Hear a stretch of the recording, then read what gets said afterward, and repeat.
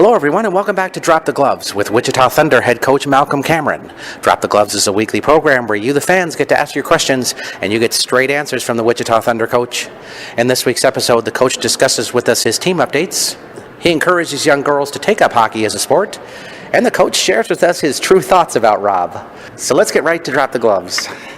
Let's welcome back Coach Cameron this week. Coach, first of all, do you have team updates for us? Just one. We placed Kent Patterson on waivers today, just so we could get it down to 2 goaltenders. So are you at 20 now then? Or We're at 20, yeah. 20, okay.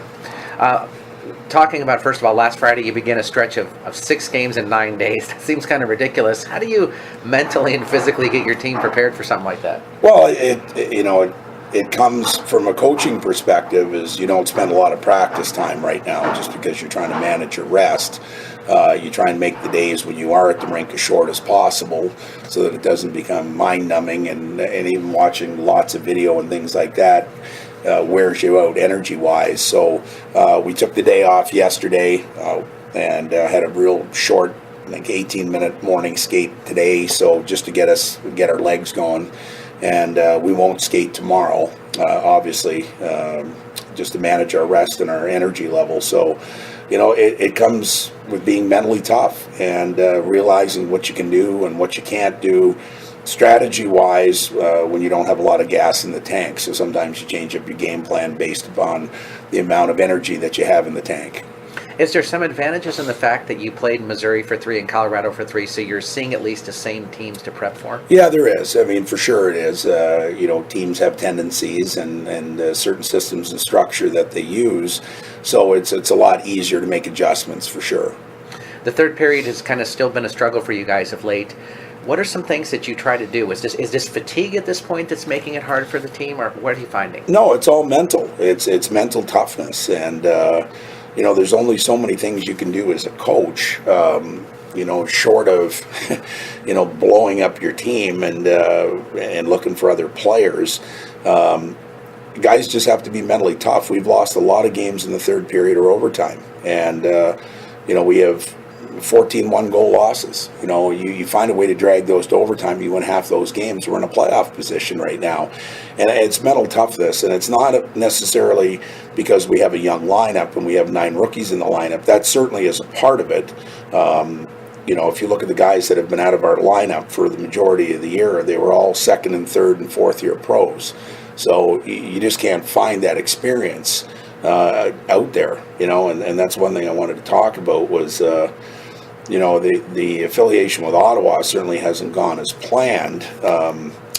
It was never anticipated that Krushelnyski, Rodwald, Rumble, Gagne, Greenham would be up as long as they were and continue to be up there, and Vince Arsenault has been injured for over half the year. I mean, that's 5 top forwards that you only dress 10 per night, so that's 50% of your forward roster, all experienced players, all elite players, and some guys have been thrust into roles that they just weren't ready for. You talked about Scott Greenham finally returning here.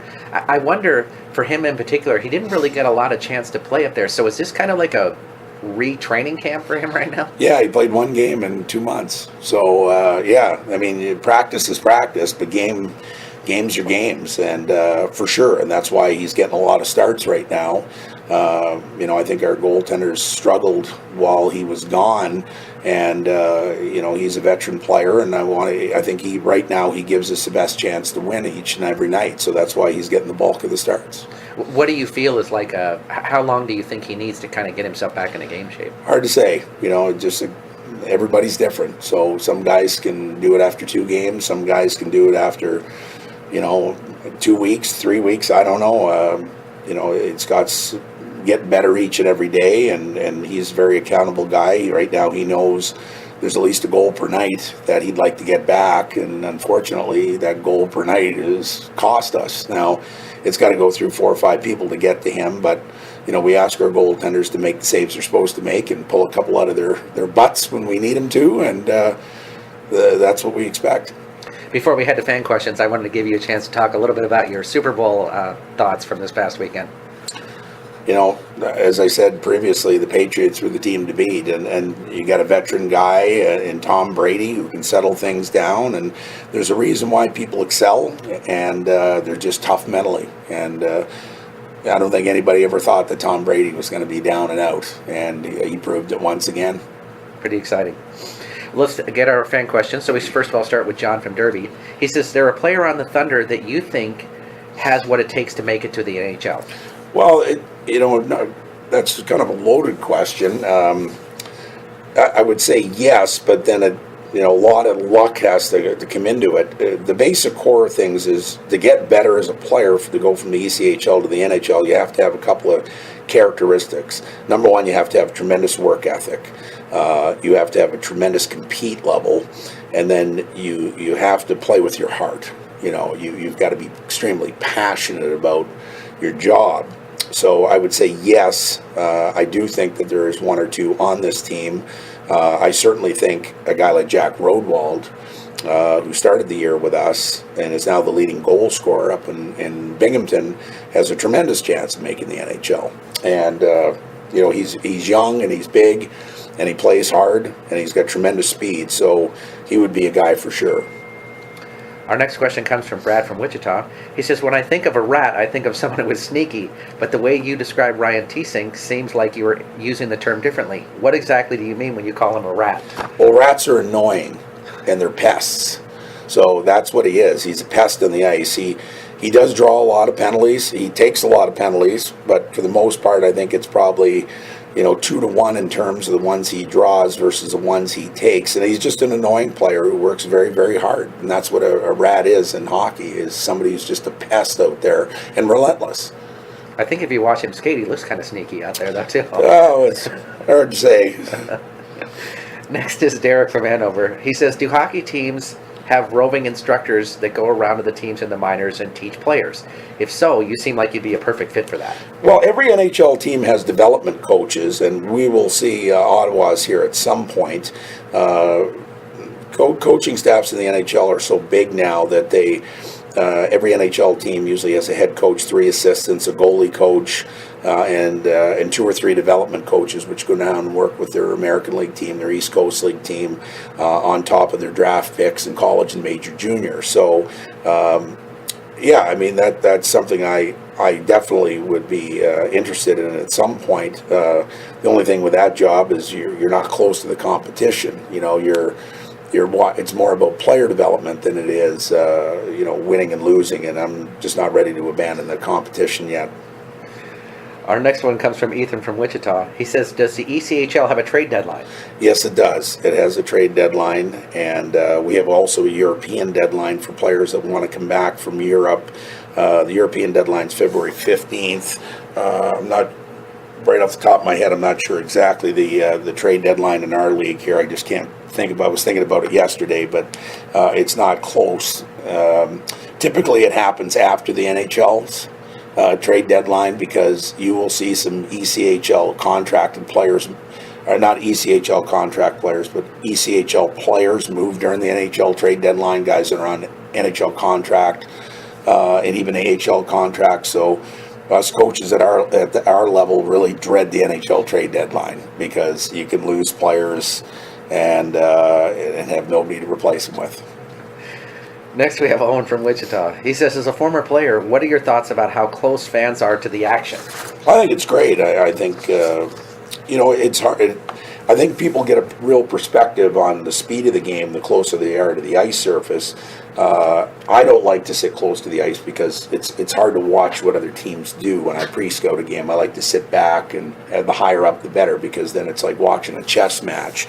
But I think for fans, the closer to the glass and to the ice is better, certainly, to appreciate the speed and the physicality of it. I think it really gives fans kind of a connection to the game more that way. No question it does. Shelley from Mays asks of you, for special teams, do you want your players to be more aggressive or more patient? Penalty kill, way more aggressive than we have been, for sure. And on the power play, sometimes you have to be aggressive, just depending on how they kill penalties. So if they're a team that's really aggressive on their penalty kill, you have to be aggressive in terms of puck movement and player positioning to beat their pressure. Now, teams generally can only sustain that level of pressure for about 30 seconds. So once you burn them out, then you can become more patient with the puck. Because once you get in the zone, you don't want to make high-risk plays. You want to make high percentage plays with the puck. And good power plays are ones that make high percentage plays all the time. Gary from McConnell Air Force Base asked of you, are there coaches that you just don't like and enjoy when your team beats them more than others? I would say years ago, yes. Probably not now. I don't think there's any coach that I faced this year that I really don't like. I think all of them are enjoyable in each and every one of their way, but I want to beat them all. Next is Jesse from Wichita. He says in football, a lot of times a player can make up for a mistake with speed because the space of the rink is so much smaller. Can speed make the same kind of difference? It can and it can't. Typically, when you make a mistake in hockey and you let a player that you're defending jump by you, very rarely will you ever catch him. Just because in order to get back into the play, you got to stop and start. And that extra speed that he's got, people get up to top speed in hockey very quickly, and it's tough to go from a dead stop and catch somebody and make up that kind of ground. So we teach our players to be on the defensive side of everything, to make sure that they don't get beat. They don't always listen. Our next question comes from Liz. She says, do you recommend hockey for girls as well? I just don't know about my daughter playing the sport. I think hockey is grown by leaps and bounds, female hockey. It's huge in Canada, and it is here in the U.S. now. I don't know about the United States in terms of minor hockey, youth hockey, but I do know just about every Division I college men's team has a Division I college female team. And they get scholarships just like the men do. And obviously, if you watch Canada-U.S. in the Olympics or World Championship or the Challenge Cup, it is ultra competitive. Those girls are elite level skill, elite level athletes. And I think it's the same thing for boys, is what I want my sons to get out of it. There's so many life lessons, because hockey really is the ultimate team sport.